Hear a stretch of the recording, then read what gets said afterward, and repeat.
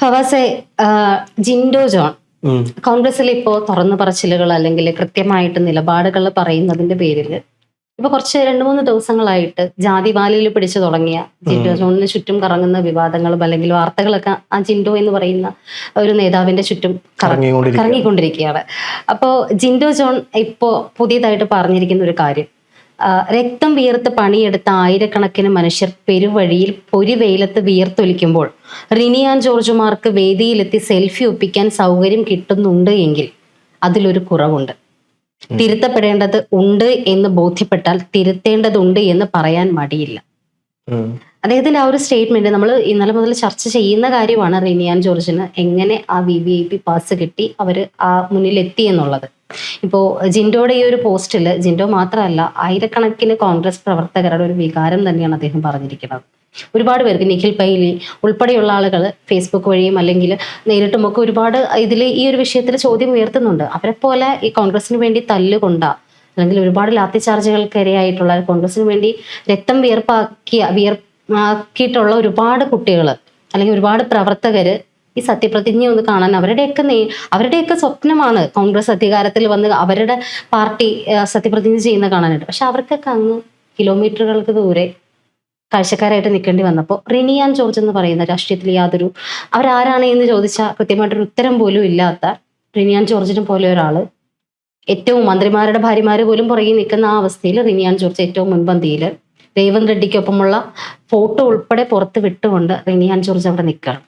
അപ്പോൾ അതില് ഒരു സാധാരണ കോൺഗ്രസ്സുകാരന്റെ വികാരം ജിൻഡോയെ പോലെ പലരും പ്രകടിപ്പിക്കുമ്പോൾ ഈ ഒരു വിഷയത്തിൽ എന്താണ് അവിടെ സംഭവിച്ചത്? എനിക്ക് തോന്നിയിട്ടുള്ളത് സ്വാഭാവികമായിട്ട് വരുന്ന ഒരു പ്രതിഷേധം മാത്രമാണ്. കാരണം ഇത്രമാത്രം ആലോചിച്ചാൽ മതി, ഒരു കോൺഗ്രസ് പ്രവർത്തകനാണ്, രാപ്പകലില്ലാണ്ട് ഇടതുപക്ഷത്തിനെതിരെ പോരാടുന്നു, അവർ ചെയ്യുന്ന കാര്യങ്ങൾക്കെതിരെ നമ്മൾ കണ്ടതാണ്. ചെടിച്ചട്ടി എടുത്ത് തലക്കടിക്കുന്ന തരത്തിലുള്ള വലിയ സുരക്ഷ ഒരുക്കുന്നതും അവരെ കെയർ ചെയ്യുന്ന ഒരു CM ഒക്കെ ഉണ്ടായിരുന്ന ഒരു കാലഘട്ടം.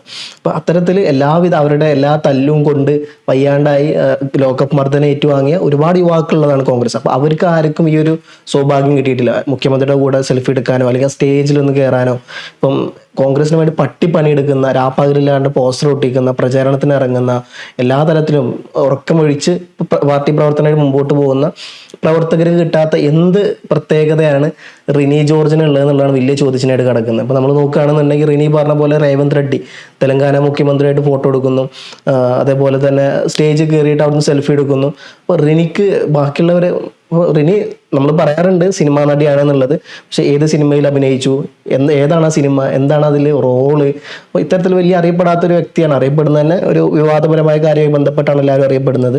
അപ്പം ഇത്തരത്തിലുള്ള കോൺഗ്രസ്സുകാർക്ക് കിട്ടാത്ത എന്ത് പ്രത്യേകതയാണ് റിനിക്കുള്ളത് എന്നുള്ളത് നമ്മൾ എല്ലാവരും ചോദിക്കുന്ന അതാണ് എനിക്ക് തോന്നിയിട്ടുള്ളത്. അത്ര മാത്രമേ ഉള്ളൂ ആ ഒരു വിഷയത്തിൽ. പക്ഷെ ഉറപ്പായിട്ടും റിനിക്ക് എങ്ങനെ എന്നുള്ളത്, റിനിയുടെ ഒരു സെൽഫി പരമ്പര തന്നെയാണ് ഇപ്പൊ ഇറങ്ങിക്കൊണ്ടിരിക്കുന്നത്. ഇതിനകത്ത് ഒരുപാട് പേര്, ഇപ്പൊ രേവന്ത് റെഡ്ഡിക്കെതിരെ വന്നപ്പോൾ ഒരുപാട് പേര് കമന്റ് ചെയ്തൊരു കാര്യം, ഇനി റെഡ്ഡിയും കൂടി ഇതിൽ പെടുവല്ലോ ഈശ്വര, അത്തരം രീതിയിലൊക്കെ കമന്റുകൾ വന്നു. അതിനൊക്കെ എതിരായിട്ട് റിനി പറഞ്ഞത്, എന്നെ ഇങ്ങനെ ക്രൂശിക്കുന്നു അല്ലെങ്കിൽ സൈബർ അറ്റാക്ക് ചെയ്യുന്നു, അങ്ങനെ അവതാരം എന്ന് പറയുന്നു. അപ്പൊ അവര് പറഞ്ഞതും എങ്ങനെയാണ്, ഞാൻ അവതാരമാണ്, ദുഷ്ടശക്തികളെ നിഗ്രഹിക്കാനായിട്ട് നിയോഗിക്കപ്പെട്ട അവതാരം എന്ന്. അതും ഒരുപാട് ഇന്നർ മീനിങ്സ് ഒളിച്ചിരിക്കുന്ന ഒരു സ്റ്റേറ്റ്മെന്റ് തന്നെയാണത്. ഇവിടെ ഇപ്പോ വിഷയമായിട്ട് വരുന്നത്, ഇപ്പോ റിനി അങ്ങനെ അവിടെ കയറി എന്നുള്ളതൊക്കെ ഓക്കെ, അത്തരം ചോദ്യങ്ങൾക്കൊക്കെ ഉറപ്പായിട്ടും ഈ പ്രവർത്തകർക്ക് മറുപടി കൊടുത്തേ പറ്റുള്ളൂ, അത് ഉറപ്പായിട്ടും അവർ നോക്കിയേ പറ്റുള്ളൂ. പക്ഷെ ഇവിടെ നടന്നിരിക്കുന്നത് പ്രോട്ടോകോൾ ലംഘനം എന്ന് പറയുന്ന ഒരു ഗുരുതരമായ ചട്ടലംഘനം കൂടി ഇവിടെ വരുന്നില്ലേ? ശരിക്കും ഇതുപോലെ ഒരു ഏരിയയിലേക്ക് വരുമ്പോൾ രാഹുൽ ഗാന്ധിക്ക് പോലും Z+ സുരക്ഷാ കാറ്റഗറി ഉള്ള രാഹുൽ ഗാന്ധിക്ക് പോലും ആ വേദിയിലേക്ക് ഇതുപോലെയുള്ള ആൾക്കാർ VVIPകൾക്കായിട്ട് അറേഞ്ച് ചെയ്ത സീറ്റിലേക്കൊക്കെ ഒരുപാട് പേര് ഇടിച്ച് കയറിയിട്ടുണ്ട്. നമ്മൾ നോക്കുമ്പോൾ ഞാൻ കണ്ടൊരു വീഡിയോയിൽ ഈ പറഞ്ഞ പോലെ കർണാടക ഡെപ്യൂട്ടി CM സീറ്റില്ലാണ്ട് നടക്കുന്നൊരവസ്ഥ. ആൾ അങ്ങോട്ട് പോകുന്നു, അവിടെ പോകുമ്പോൾ സീറ്റ് ഫില്ലാണ്, ഇങ്ങോട്ട് വരുന്നു, ഇവിടെയും സീറ്റ് ഫില്ലാണ്. അവസാനം അയാൾ മുഖത്തോട് മുഖം നോക്കി നിൽക്കണം. അപ്പോൾ ഏതൊരു പാവം തോന്നി ഏതൊരാൾ എണീറ്റ് നിങ്ങളുടെ ഇവിടെ കൊണ്ടുപോയി ഇരുത്തുന്നത്. അങ്ങനെയാണ് അയാൾക്കിടക്ക് സീറ്റ് കിട്ടുന്നത്. അപ്പോൾ ഇത്രത്തോളം ഈ പറഞ്ഞ പോലെ എന്താ പറയുക, ഒരു ഭാഗത്ത് ഈ പറഞ്ഞ പല മന്ത്രിമാരുടെ ഭാര്യമാർക്ക് പോലും അവിടെ അല്ല, പക്ഷെ എന്നാലും ആരൊക്കെയോ എങ്ങനെയൊക്കെയോ പല ആൾക്കാരും കയറി കൂടിയിട്ടുണ്ടെന്നുള്ളത് സത്യാവസ്ഥയാണ്. അല്ല, ഉറപ്പായിട്ടും അവിടെ നടന്നിരിക്കുന്നത് IAS IPS ഉദ്യോഗസ്ഥർക്ക് പോലും ചട്ടലംഘനത്തിൽ അവർ ഭാഗമായിട്ടുണ്ട്. അവിടെ ആ വേദിയിൽ ആരൊക്കെ വന്നു, പ്രോട്ടോകോൾ, ഇപ്പൊ ഇത്രയും നാളുകളുടെ പ്രയത്നഫലമായിട്ട് അവരുടെ ഒരു സ്വപ്ന സാക്ഷാത്കാരം പോലെ, ഓരോ കോൺഗ്രസ്സുകാരന്റെയും സ്വപ്ന സാക്ഷാത്കാരം പോലെ കിട്ടിയ ഒരു സുദിനമാണ് അന്നത്തെ ദിവസം അവർക്ക്. പക്ഷെ അന്നത്തെ ഒരു ദിവസം പോലും ആ സത്യപ്രതിജ്ഞാ ചടങ്ങ് പോലും കൃത്യമായിട്ട് ഓർഗനൈസ് ചെയ്യാൻ പറ്റിയില്ല എന്നുള്ളിടത്ത് ഈ പോലീസൊക്കെ ശരിക്കും എന്ത് ചെയ്യായിരുന്നു അവിടെ? പോലീസുകാരെയൊക്കെ ഇങ്ങനെ അവർക്ക് പോലും നിയന്ത്രിക്കാൻ പറ്റാത്ത രീതിയിലേക്ക് ഇത്രയും ഗുരുതരമായ പ്രോട്ടോകോൾ ലംഘനം നടക്കണം എന്നുണ്ടെങ്കിൽ, ഇപ്പൊ സത്യപ്രതിജ്ഞാ ചടങ്ങിലേക്ക് ഒരുപാട് പേര് ഇടിച്ചു കയറി എന്നുള്ളതിനൊക്കെ അപ്പുറത്തേക്ക് രാഹുൽ ഗാന്ധി എന്ന് പറയുന്ന മനുഷ്യൻ പോലും അവിടെ ഉണ്ടായിരുന്നു. അദ്ദേഹത്തിനൊക്കെ Z+ കാറ്റഗറി സുരക്ഷയുള്ളതാണ്. അങ്ങനെയുള്ളവർക്കൊപ്പം ബ്ലാക്ക് ഐറ്റ്സും കാര്യങ്ങളും ഒക്കെ ആയിട്ട് വേറൊരാൾ ആ ഏരിയയിൽ വരാൻ പാടില്ല. അത്രയും സുരക്ഷയുള്ള ആൾക്കാർക്ക് പോലും ഫുൾ ഇടിച്ചു കയറുന്ന ഒരു അവസ്ഥയിലേക്ക് മെയിൻ അല്ലെങ്കിൽ VIP പാസുകളിൽ പോലും ആ സീറ്റുകൾ പോലും ഫില്ലാവുന്ന അവസ്ഥ. ഇത്രയും ലാഘവത്തോടു കൂടി കൈകാര്യം ചെയ്യേണ്ട ഒരു ദിവസമായിരുന്നു അന്ന്. ഒന്ന് ഈ പ്രവർത്തകർ ഇങ്ങനെ ചെയ്യുകയാണെങ്കിൽ നമുക്ക് മനസ്സിലാക്കാം. കാരണം കോൺഗ്രസ് പാർട്ടിയുടെ ഒരു പ്രത്യേകത എന്ന് പറഞ്ഞ പോലെ ഒരു സ്റ്റേജ് ഉണ്ടെങ്കിൽ എല്ലാവരും നേതാക്കന്മാരാണ്. ആരെ കയറ്റി, അതുകൊണ്ട് എനിക്ക് തോന്നുന്നു സുധാകരനാണ് ആദ്യമായിട്ട് സെമി കേഡർ സമ്പ്രദായം കോൺഗ്രസിൽ നടപ്പാക്കുന്ന തരത്തിൽ. കാരണം സുധാകരൻ പറഞ്ഞത് വളരെ ശരിയാണ്. കാരണം ഒന്നാലോചിക്കുമ്പോൾ കോൺഗ്രസിൽ എല്ലാവരും നേതാക്കന്മാരാണ്. ആർക്കൊക്കെ സ്റ്റേജിൽ കയറിയിരിക്കണം കൃത്യമായിട്ട് ഒരു സാധനം അല്ല അവിടെ. അപ്പം അതിന് വേണ്ടിയിട്ട് സുധാകരൻ നന്നായിട്ട് മെനക്കെട്ടിട്ടുണ്ട്. പക്ഷെ അപ്പോഴേക്കും ആളുടെ ആ പദവി ഒന്ന് മാറേണ്ടി വന്നു. പക്ഷെ ഒരു പരിധി വരെ സുധാകരൻ അതിനു വേണ്ടി നോക്കിയിട്ടുണ്ട്. കാരണം ഈ പറഞ്ഞ എല്ലാവരും നേതാക്കന്മാരാണ്, എല്ലാവർക്കും അവിടെ സ്റ്റേജ് വേണം. നമ്മൾ മാമച്ചൻ്റെ കഥ പറഞ്ഞ പോലെ എല്ലാവരും നേതാക്കന്മാരാണ്, ആരും വിട്ടുകൊടുക്കൂല. അതിപ്പോൾ കേന്ദ്രത്തിലായാലും സംസ്ഥാനത്തിലായാലും പഞ്ചായത്ത് പ്രസിഡന്റ് അടക്കം അവിടെ കേന്ദ്രത്തിന്റെ നിലവാരത്തിലാണ് കയറിയിരിക്കുക. മല്ലികാർജ്ജുൻ ഖാർഗെ അല്ലെങ്കിൽ രാഹുൽ ഗാന്ധി വന്ന് തൊട്ടപ്പുറത്ത് മാറി ഇരുന്നോട്ടെ, ഇത് എന്റെ സീറ്റാണെന്ന് പറഞ്ഞിരിക്കുന്ന പലതരത്തിലുള്ള പല കോൺഗ്രസ് നേതാക്കന്മാരാണ് ഇരിക്കാറുള്ളത്. പക്ഷെ ഇവിടെ ഈ വിഷയത്തിൽ പ്രോട്ടോകോൾ ലംഘനം ഉൾപ്പെടെയുള്ള കാര്യങ്ങൾ അന്വേഷണ വിധേയമാക്കുകയാണെന്നുണ്ടെങ്കിൽ ഇപ്പൊ ആഭ്യന്തരം കിട്ടിയിരിക്കുന്നത് മുഖ്യമന്ത്രിക്കല്ല, രമേശ് ചെന്നിത്തലയ്ക്കാണ്. തീർച്ചയായിട്ടും ഇത്രയും പ്രവർത്തകര് റിനിയാൻ ജോർജിന്റെ അന്നത്തെ വരവിനെ പറ്റിയിട്ടും പ്രോട്ടോകോൾ ലംഘനത്തെ പറ്റിയിട്ടും ഒക്കെ ആക്ഷേപങ്ങൾ ഉന്നയിക്കുമ്പോൾ ഇതൊരു പരാതിയായിട്ട് ചെല്ലുകയാണെന്നുണ്ടെങ്കിൽ ഉറപ്പായിട്ടും ആഭ്യന്തരമന്ത്രിയായ രമേശ് ചെന്നിത്തലയ്ക്ക് ഇപ്പൊ VD സതീശന്റെ മകളെ പോലെ എന്ന് പറയുന്ന റിനി ഉൾപ്പെടുന്ന സംഘത്തിനെതിരെ അല്ലെങ്കിൽ റിനിയാൻ ജോർജിനെതിരെയും ഒരു പരാതി ചെന്നു കഴിഞ്ഞാല് അന്വേഷണത്തിന് ഉത്തരവിടേണ്ടതായിട്ട് വരും. ഇത് എന്തായാലും ഒരിക്കലും കോൺഗ്രസ് പ്രവർത്തകർ നേരെ അല്ലെങ്കിൽ ഇപ്പം രാഹുൽ ഗാന്ധിയോ ഇവരാരും കേസ് കൊടുക്കാൻ പോകുന്നുണ്ടാവില്ല. കാരണം ഇതൊരു സാധാരണ കോൺഗ്രസ് പ്രവർത്തകരുണ്ട്, അവർ കേസ് കൊടുക്കാൻ എനിക്ക് തോന്നുന്നത് കേസ് കൊടുക്കാൻ ഇനിയൊരു ചാൻസ് ഉള്ളത് ഗവർണർ ആയിരിക്കും. കാരണം ബാക്കിയുള്ളവരെ പോലെ സംസ്ഥാനത്ത് ആദ്യത്തെ പൗരൻ എന്ന് പറയുന്നത് ഗവർണറാണ്. ഗവർണർ അടക്കം ഇരിക്കുന്ന ഒരു സീറ്റാണ് അവിടെയാണ് ഇത്തരത്തിൽ വലിയ സുരക്ഷാ വീഴ്ച.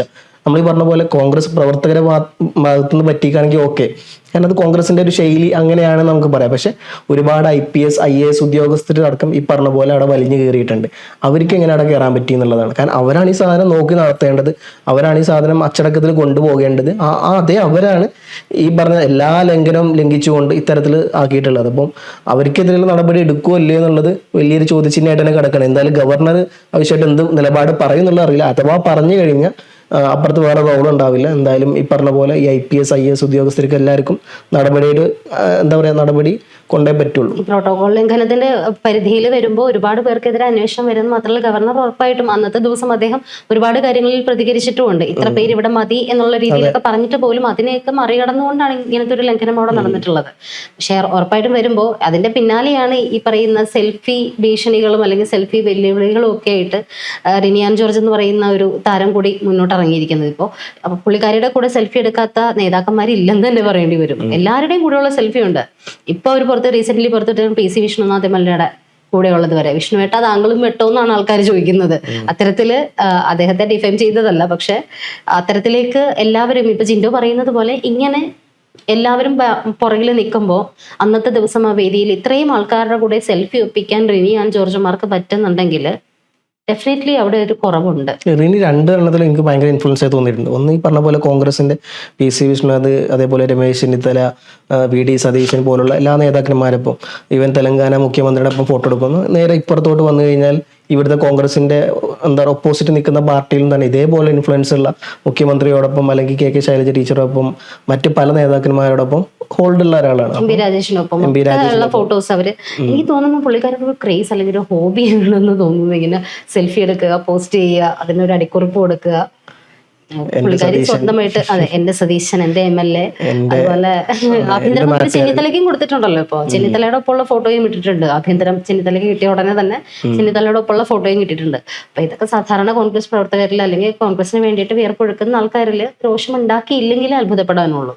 ഉറപ്പായിട്ടും ഈ പറയുന്നത് പോലെ VD സതീശൻ ഇടയ്ക്കൊന്ന് മുഖ്യമന്ത്രി തിരക്കുകൾ ഉണ്ടാവാം. പക്ഷെ സോഷ്യൽ മീഡിയയിൽ നടന്നുകൊണ്ടിരിക്കുന്നത് എന്താണ്, സോഷ്യൽ മീഡിയ സാധാരണ ജനങ്ങളുടെ പൾസ് അറിയാനായിട്ട് സോഷ്യൽ മീഡിയയിലേക്ക് തന്നെ നോക്കണം.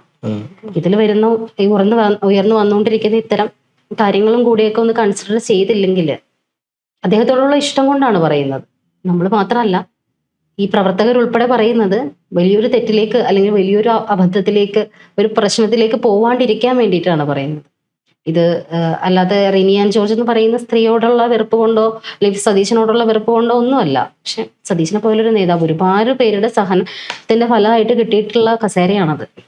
ആ കസേര സംരക്ഷിക്കേണ്ടത് ഓരോ കോൺഗ്രസ് പ്രവർത്തകന്റെയും ആവശ്യമാണ്. അപ്പൊ അതിനു വേണ്ടിയിട്ട് ഇത്തരം കാര്യങ്ങളെ, ഇത്തരം അവതാരങ്ങളെ സൂക്ഷിക്കണം എന്ന് പറയുന്നതിൽ തെറ്റില്ല.